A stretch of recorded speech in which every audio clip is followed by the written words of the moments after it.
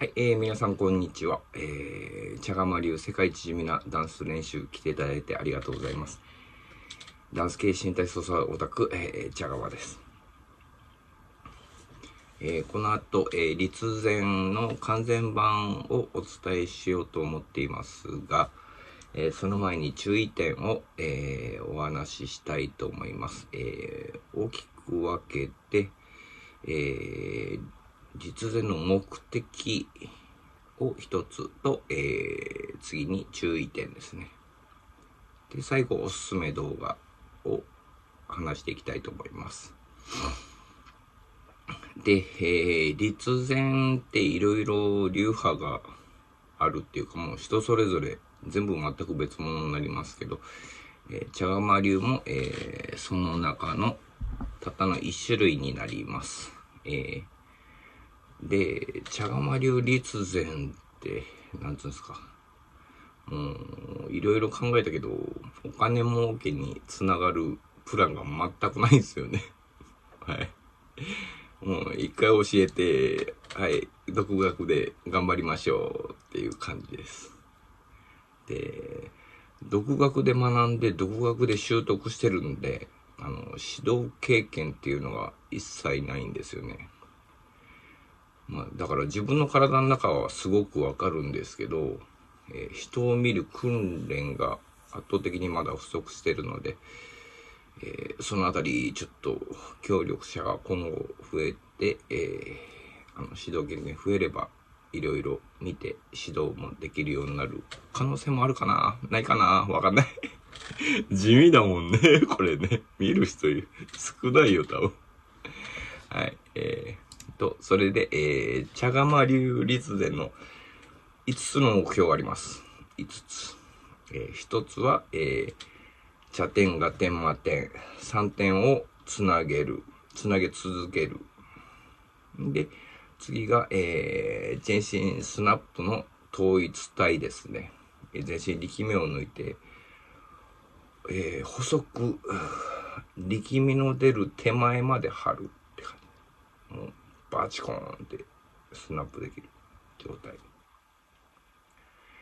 で、3つ目が、腰式呼吸ですね。もう、立前する前に腰式呼吸できるようになってから立前した方がいいっていうぐらい。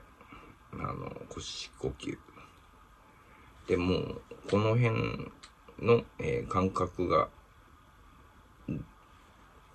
すごく高まります。今自分が話してるのも、腰式呼吸ができてるから話せているっていう部分が多々あると思います。で、腕足の、屈伸の反転、4つ目ですね。腕と足の、伸ばす筋肉、縮める筋肉を反転させて、伸びる筋肉、伸ばす筋肉、心筋として活用する体に変えるっていうものがあります。で、最後は、腸腰筋の強化ですね。腸腰筋以外の筋肉を使わないように立つっていう感じだから、もう嫌でも鍛えられます。はい。で、立前では腸腰筋を強化する、太くするっていう面が大きくなって、なんていうんですかね。太い鉄の棒をガーって体の中に作る作業っていう感じですけど、それがきちんとできたら、次の段階は、家の大黒柱みたいにその固まったやつを、強度柔軟性バランスよくやる訓練がありますが、それは地味なダンス練習の中の、基本の中にあります。またそれは別の機会にお伝えします。で、もう結局なんですか、一回教えて自分の体の中の答えを聞いてる感性を高めるっていうのが一番重要で、これを妨げるのって他人の助言なんですけど、まあこれ助けるのも他人の助言なんですよね。ちょっと難しいんですけど、書籍やネット動画から、ヒントを得ることも多々あって、私が習いに行ったのはもう1回だけしかないんですよ。10年くらい前に、大気姿勢憲法大気会っていう、天野先生っていう方が横浜の方で、大気圏を教えてるんですけど、まあ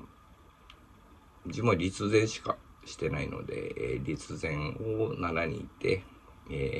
横浜の公園で指導されて、なんかずっと指導中ずっと立前しながら話聞いたり動いたり説明聞いたりしたんですけど、それであんまり指摘されなかったんで、そんなに間違ってないやつだったのかなと思ってます。はい。けどなんていうか、一人でずっと28年間やってきたから、自分の茶釜流が生まれたということもあるかもしれないです。なんかグループでやってたらここまでできなかったかもしれないですね。はい。で、立前、担当校っていうのは、徹底的な、引き算の、身体操作です。無駄をとことん、削ぎ落としていく。かといって、基本の形は大丈夫なんですか？形はあるんですけど、年齢とか性別、身長とか人種とか全く違うので、もう基本は大切ですけど、一番重要なのは自分の体の中の声を聞く、感性を鍛えることになります。自分の体の中しか答えはありません。はい。で、もう訓練だときついんで、なんか毎日5分でも10分でもいいんで、歯磨きと一緒で習慣づける。なんか今日はやらなかったから調子悪いなっていう感じで、習慣づけると長く続けられると思います。以上が、5つの立前の目的になります。茶釜流。他の流派は多分違うので、茶釜流の5つの目的になります。で、次に、立前のするにあたっての注意点なんですけど、ちょっと自分の経験則から来る推測な部分が多いんで、今後協力してくれる人たちが増えたら、また検証して動画を上げる予定です。この検証が当たってたら、いろいろアフリカンアメリカンの方たちの身体能力が高い理由にもつながりますし、世界中のダンス人口を増やす活動にも発展しかねないやつですけど、どんな感じかっていうと、多分15歳前後より下の子供たちっていうのは、今まで話した立前とかが全く一切必要ないんですよね。軽い指導をするだけで全部できると推測しています。ですんで、なんですか、子供の時期に、天才だの、運動神経がいいっていう人は、子供って首が絶対伸びてるんですよね。伸びてるっていうか、張ってるがって。多分 100% みんな首が張ってると思います。で、茶点と腸腰筋のつながりっていうのが15歳前後の時期に、徐々に、切れていく感じでつながって、活用できなくなるって思っています。人によるけど、だいたいその時期っていうのが、頭の重さ、この重さを首の筋肉だけでがっちり支えることができるようになる時期に腸腰筋とつながりが必要なくなるんで、徐々にゆっくりこのつながりがなくなっていくんじゃないかっていうふうに推測をしています。ね、子供の頃ダンスとかだとダンス指導されてる方は思うと思うんですけど、すごい動けてたのに、どんどん高校生大学生になるぐらいでパフォーマンスが、すごいっちゃすごいけど、なんかパフォーマンスが落ちたって感じるようなことがあると思います。そういう子たちはだいたい茶点を初動にして、最初にポイントとして、使ってる子たちが多いんですよね。首をまっすぐ伸ばして茶点を初動で使ってる子たちがその時期になるとちょっとパフォーマンスなんか落ちちゃうなって。で、つまりなんていうんですか、そうやって推測で話していくと、腸腰筋の最大の役割っていうのは、まだ筋力が未発達な子供の、身体能力を、強力に司るための、根幹の役割だと思っています。筋力が育つと引退しちゃうものという推測です。で、もう、なんですか、その時期になって、もう、引退したじじいみたいに、俺必要なくなりましたっていう感じに引退しちゃう筋肉。ちょっと大変そうだなって思ったらちょっと助けるけど、基本引退してヨボヨボになっていくっていう感じですね。はい、で、この茶釜流立前では、この引退してヨボヨボになったじいさんをまた現役まで復活させるっていうやつなんです。めっちゃめちゃ大げさ、ちょっとそこまでじゃないんですけど、すごく大げさに言うと、15歳になったら、もうそこに、なんですかね、骨折した時に、足とか骨とか骨折した時に、その患部を動かさないために、ガッチガチにギプスっていうのを貼るじゃないですか。あれを腸腰筋に15歳ではめられた感じ。はめられて、その人が20歳だったとしたら、5年間ギプスでガチガチで動かなくなってる手足をギプス外してまた使えるようにするっていう行為だと思っています。ガッチガチね、だから何ですか、自分も25歳から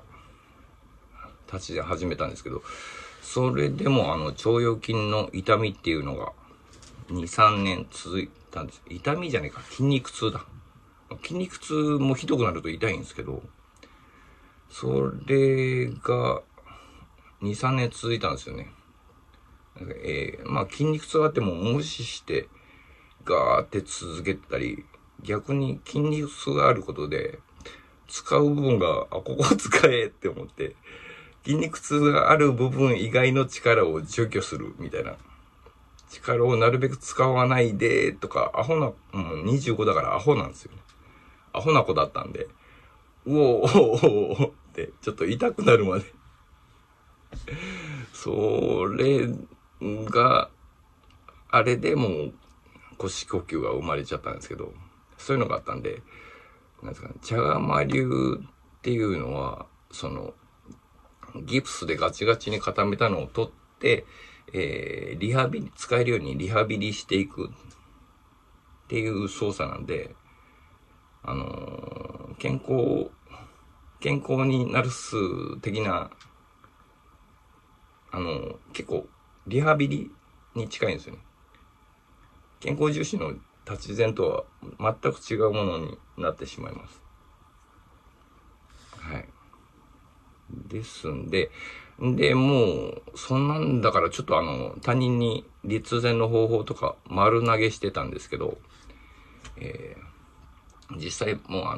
う自分の腰呼吸っていうのも未熟でしたし、なんか、そういう筋肉痛に効くサプリ、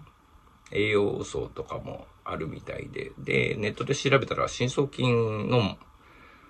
マッサージ的なものもあったんで、まあ、ね、その人が無理しなければ、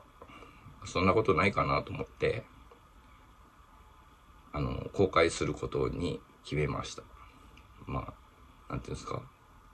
だからリハビリと思って負担なく、根気強く長く習慣づけて、取り組むことをお勧めします。で、もしあれだったら、なんなら、なんていうんですか、炎症が収まったヘルニアの人も、で、腹筋、背筋鍛えてくださいっていう人にも、すごく動きがないんで、改善にもなるし、予防にもなるかなと思ってるんですけど、今度、近々、整体師さんに、自分の体見てもらって、その時に、聞こうと思います。またその動画は上げますので、お楽しみにしてください。で、最後におすすめの動画なんですけど、動画説明欄に貼ると思いますけど、桜キルズさんっていう方が出してる、正中線ってなーに、合気道古武術っていうタイトルで YouTube 出されてるんですけど、それで、3点注意してっていうことがあって、まあ、顎を引き、うなじを出すですよね。茶点刺激する。で、胸を出すっていうんですけど、茶釜流だと、上半身、の横隔膜操作と、骨盤の大臀筋に貼り付ける操作で、胸の胸骨、胸を出す操作になります。茶釜流だとなんですか、腰呼吸が進んでいくと、ここら辺操るよりも腰操った方がすげえ感覚も楽で、繊細な操作が可能になりますので、胸骨操作も背骨で行う感じです。で、最後、膝を緩めるって言ってるんですよね。まあ自分もそれ取り入れようかなっていう感じなんで、まあ立ち前の参考になる動画だと思いますので、おすすめします。以上をもって、立前の事前説明、目的事前説明になります。頑張りましょう。茶釜でした。